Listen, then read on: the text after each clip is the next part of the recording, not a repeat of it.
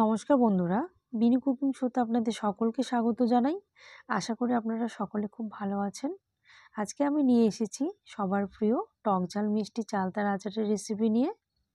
এই জন্য আমি একটি মাঝারি সাইজের চালতা আগে থেকে পরিষ্কার করে ধুয়ে খোসাগুলো ছাড়িয়ে এভাবে সরু করে কেটে নিয়েছি। আর উনুনে কড়াই বসিয়ে পরিমাণ মতো জল গরম করে এর মধ্যে দিয়ে দেব হাফ চামচ পরিমাণে লবণ আর কেটে রাখা চালতাগুলো দিয়ে দেব আর ঢাকনা দিয়ে 3 থেকে 4 মিনিট সেদ্ধ হতে দেব। 3 থেকে 4 মিনিট পর ঢাকনা খুলে দেখে নেব চালতাগুলো ঠিক কতটা সেদ্ধ হয়েছে।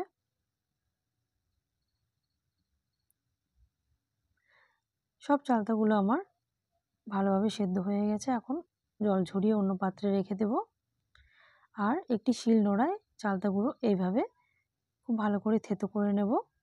এভাবে থেতো করার ফলে চালতার মধ্যে লবণ, ঝাল, মিষ্টি খুব ভালোভাবে প্রবেশ করবে।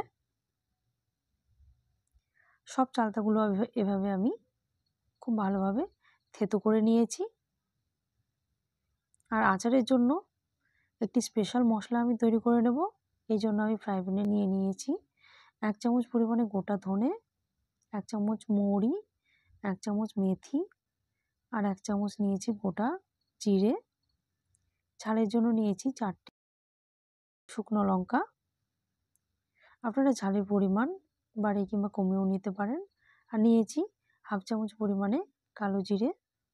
সব মশলাগুলো 3 থেকে 4 মিনিট হালকা লাল করে ভেজে নিতে হবে। মশলাগুলো আমার ভেজে নেওয়া হয়ে গেছে, এখন গুঁড়ো করে নেব। আর কড়াইয়ে পরিমাণ মতো সর্ষের তেল গরম করে নিয়ে ফোড়নে দিয়ে দেব 4টে শুকনো লঙ্কা আর হাফ চামচ পরিমাণে 5 ফোড়ন। কিছুক্ষণ নাড়াচাড়া করে নিয়ে ফোড়ন থেকে সুন্দর গন্ধ বেরিয়ে আসলে এর মধ্যে থেতো করে রাখা চালতাগুলো আমি দিয়ে দেব।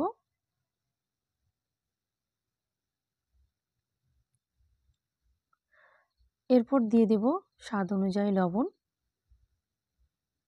হাফ চামচ পরিমাণে হলুদের গুঁড়ো আর কালারের জন্য দিয়ে দেব সামান্য পরিমাণে কাশ্মীরি লঙ্কার গুঁড়ো। সব মশলাগুলো লো আঁচে এভাবে ভেজে নেব।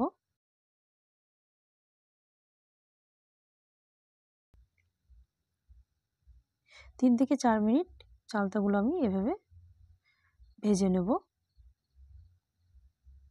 3 থেকে 4 মিনিট চালতাগুলো আমি ভেজে নিয়েছি। এখন এর মধ্যে আমি হাফ বাটি পরিমাণে খেজুরের গুড় অ্যাড করব। আপনারা চাইলে এখানে চিনিও দিতে পারেন। এখানে গুড়ের পরিমাণ আপনারা বাড়িয়ে কিংবা কমিয়েও নিতে পারেন। আমি হাফ বাটি পরিমাণে এখানে গুড় নিয়েছি। এখন চালতার সঙ্গে গুড় খুব ভালোভাবে মিশিয়ে নেব। গুড় আমার গলে গিয়েছে। এখন চালতার সঙ্গে 3 থেকে 4 মিনিট আমি খুব ভালো করে নাড়াচাড়া করে নেব। খুব ভালো করে নাড়াচাড়া করে ভেজে নেব।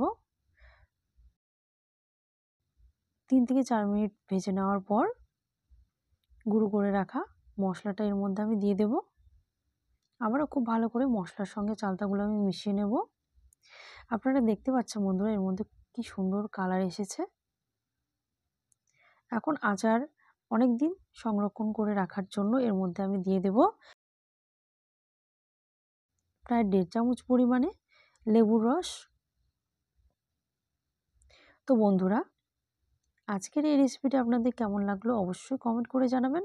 ভালো লাগলে লাইক, কমেন্ট, শেয়ার, সাবস্ক্রাইব করে আমার পাশে থাকবেন। আজকের মতো এই পর্যন্তই। ভালো থাকবেন, সুস্থ থাকবেন। ধন্যবাদ।